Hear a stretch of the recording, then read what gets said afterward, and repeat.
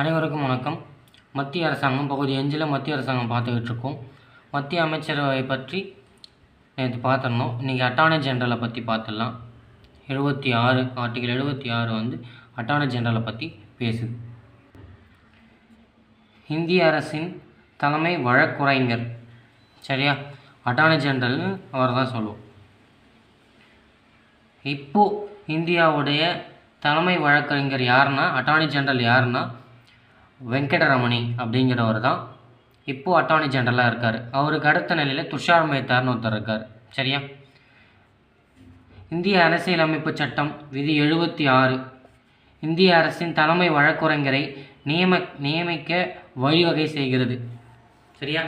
Article 76 தான் attorney ஜெனரலை நியமிக்க வழிவகை செய்கிறது. யார் பதவி பிரமாணம் பண்ணுறாங்கன்னா குடியரசுத் தலைவர் தான் பண்ணுவார். குடியரசுத் தலைவர் தான் அப்பாயின்மெண்ட் பண்ணுறார். இவர் நாட்டின் உயர்ந்த சட்ட அதிகாரியாக அறியப்படுவார், சரியா? இவர் குடியரசுத் தலைவரால் நியமிக்கப்படுறார். இவர் தான் நாட்டுடைய உச்சபட்ச சட்ட அதிகாரி, சரியா? குடியரசுத் தலைவரால் நியமிக்கப்படுறார். உச்ச நீதிமன்ற நீதிபதியாக தேவையான தகுதிகளை இவர் பெற்றெடுத்தல் வேண்டும், சரியா? இதுதான் ஆர்டிகல். உச்சநீதிமன்ற நீதிபதியாக தேவையான தகுதிகளை பெற்றிருக்க வேண்டும் சொல்கிறது ஆர்டிகல் 105, சரியா? அட்டார்னி ஜெனரலாக இருக்கிறவர் உச்சநீதிமன்ற நீதிபதி ஆகிறதுக்கான தகுதி வேணும். உச்சநீதிமன்ற நீதிபதி ஆகிறதுக்கான தகுதி என்ன? உயர்நீதிமன்றத்தில் 5 வருஷம் நீதிபதியாக இருந்திருக்கலாம், அல்லது 10 வருஷம் உயர்நீதிமன்றத்தில் வழக்கறிஞராக இருக்கலாம், ஓகேவா? இதுதானே உச்சநீதிமன்ற நீதிபதி ஆகிறதுக்கான தகுதிகள், சரியா? அந்த தகுதியை வந்து அட்டார்னி ஜெனரல் பெற்றிருக்க வேண்டும், சரியா? இவர் இந்திய குடிமகனாக இருத்தல் வேண்டும், சரியா? அவர் இந்தியன் சிட்டிசனாக தான் இருக்கணும். அவர் ஏதாவது ஒரு உயர் நீதிமன்றத்தில் 5 ஆண்டுகள் நீதிபதியாகவோ, அல்லது உயர் நீதிமன்றத்தின் 10 ஆண்டுகள் வழக்குரைஞராகவோ, அல்லது குடியரசுத் தலைவரின் பார்வையில் மேற்பட்ட சட்ட வல்லுநராகவோ இருத்தல் வேண்டும். இது ரெண்டுமே இல்லைனாலும் ஒரு எக்ஸெப்ஷன் கொடுக்குறாங்க பாருங்கள். உயர் நீதிமன்றத்தில் 5 வருஷம் நீதிபதியாகவோ, அல்லது, ஓகேவா, அது இல்லைன்னா உயர்நீதிமன்றத்தில் 10 வருஷம் வழக்கறிஞராகவோ, அதுவும் இல்லைன்னா நம்ம குடியரசுத் தலைவருக்கு குடியரசுத் தலைவர் பார்வையில் சட்ட வல்லுநராக இருக்கலாம், சரியா? எக்ஸப்ஷன் அவர் தான் 10 வருஷம் இல்லையே, வாதாடலையே, 5 வருஷம் நீதிபதி இல்லையேன்னா நம்ம போய் கேட்க முடியாது. குடியரசுத் தலைவர் பார்வையில் மேம்பட்ட சட்ட வல்லுநராக இருந்தாலும் கூட அக்செப்டட் தான் அவர், சரிங்களா? குடியரசுத் தலைவர் விரும்பும் வரை பதவியில் அவர் நீடிப்பார், சரியா? குடியரசுத் தலைவர் விரும்பும் வரை அவர் பதவியில் நீடிப்பார். அவர் இத்தனை வயசு தான் அப்படின்ற எந்த ஏஜ் லிமிட்டும் நம்ம கான்ஸ்டியூஷன் கொடுக்கல, சரியா? எந்த நேரத்திலும் குடியரசுத் தலைவரால் அவர் பதவியில் இருந்து அகற்றப்படலாம். குடியரசுத் தலைவர் நினச்சா எந்த நேரத்துலையும் அவர் வந்து அகற்றலாம், சரியா? அதுக்கு நம்ம யாருடைய பர்மிஷனும் வாங்க வேண்டியதில்லை. குடியரசுத் தலைவர் நேராகவே பண்ணலாம், சரியா? அல்லது அவர் குடியரசுத் தலைவருக்கு பதவி விலகல் கடிதத்தை கொடுத்து அவராகவே பதவி விலகவும் செய்யலாம், சரியா? அடுத்து இந்திய அரசின் தலைமை வழக்குரைஞரின் அதிகாரங்கள் மற்றும் செயல்பாடுகள். அவருக்கு என்னென்ன அதிகாரம் இருக்குது, அவர் என்னோட செயல்பாடுகள் அவர் செய்கிறாருன்னு பார்க்கலாம்.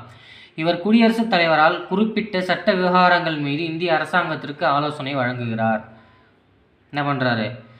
முக்கியமான சட்டங்களை பற்றி இந்திய அரசாங்கத்துக்கு அவர் தான் ஆலோசனை வழங்குகிறார். குடியரசுத் தலைவரால் குறிப்பிடப்பட்ட சட்ட விவகாரங்கள், இது 143 விதி சொல்லுது, சரியா? ஏதாவது டவுட்ஸ் இருக்குன்னா நீங்கள் போய் அட்டார்னி ஜெனரலில் டிஸ்கஸ் பண்ணுங்கள் அப்படின்னு தான் சொல்லுவாங்க. இந்த காப்பான் படத்தில் கூட பார்த்தீங்கன்னா பிரதமராக நம்ம ஆர்யா நடிச்சிருப்பார், எஸ்பிஜியோட ஆஃபீஸராக நம்ம சூர்யா கூட நடிச்சிருப்பார் இல்லையா? அந்த படத்தில் கூட இந்த ஆர்யா பிரதமரானதுக்கப்புறம் அந்த இல்லீகல் மைனிங்ஸ்லாம் மூடணும், அது சம்மந்தப்பட்டு டிஸ்கஸ் பண்ணணும், அட்டார்னி ஜெனரலை வர சொல்லுங்கள் அப்படின்னு சொல்லிட்டு நம்ம ஆர்யா சொல்லுவார் பாருங்கள், ஓகேவா? அந்த மாதிரி தான் அட்டார்னி ஜெனரலை வர சொல்லுங்கள், எதுவாக இருந்தாலும் நாங்கள் சட்ட ரீதியாக நாங்கள் கன்சல்ட் பண்ணணும்னு சொல்லிட்டு அவரை தான் கூப்பிடுவாங்க. குடியரசுத் தலைவரால் ஒதுக்கப்பட்ட சட்ட ரீதியான மற்ற கடமைகளையும் அவர் மேற்கொள்கிறார்.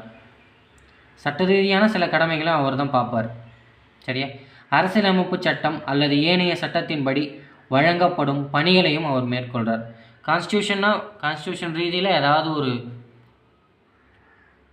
பணிகள் வந்து அவர்கிட்ட கொடுப்பாங்க, அவர் தான் பார்ப்பார்.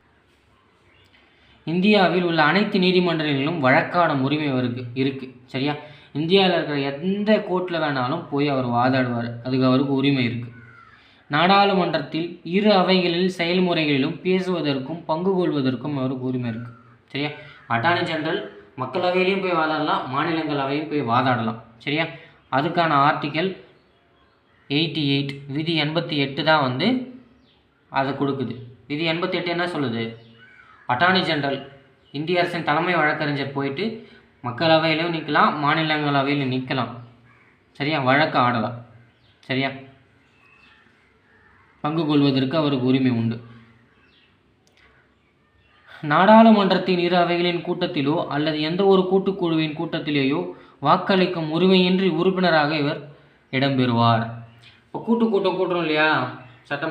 நாடாளுமன்றத்தில் பில்லு பாஸ் பண்ணுறதுல ஏதாவது முரண்பாடுகள் இருந்தால் குடியரசுத் தலைவர் ஆர்டிகல் 108 விதி 108 பயன்படுத்தி கூட்டம் கூட்டுறாரு இல்லையா? அதில் பங்கு பெறுவதற்கு அட்டார்னி ஜெனரலுக்கு உரிமை உண்டு. சரியா? வாக்களிக்க முடியாது, ஆனால் பங்கு கொள்ளலாம், அவர் கருத்தை தெரிவிக்கிறதுக்கு அவர் உரிமை உண்டு. நாடாளுமன்ற உறுப்பினர் ஒருவருக்கு கிடைக்கக்கூடிய அனைத்து சலுகைகளும் சட்ட விலக்களிப்புகளும் இவரும் பெறுகிறார். சரியா?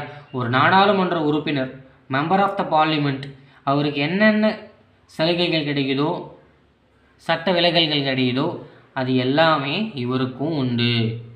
சரியா? நாடாளுமன்ற உறுப்பினர்களுக்கு சில எக்ஸப்ஷன்ஸ் இருக்குது. அரெஸ்ட்டில், கேசஸில், இதெல்லாம் நம்ம நாடாளுமன்ற உறுப்பினர்களை நாடாளுமன்றம் பார்க்கும்போது நம்ம தெளிவாக பார்க்கலாம். ஓகேவா?